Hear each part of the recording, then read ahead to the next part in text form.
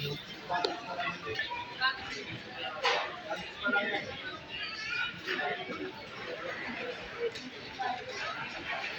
Kasi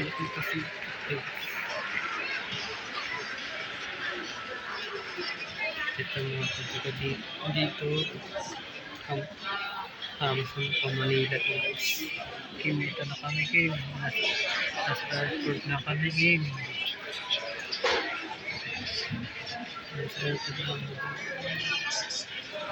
Kim. Nasa airport na kami Kim.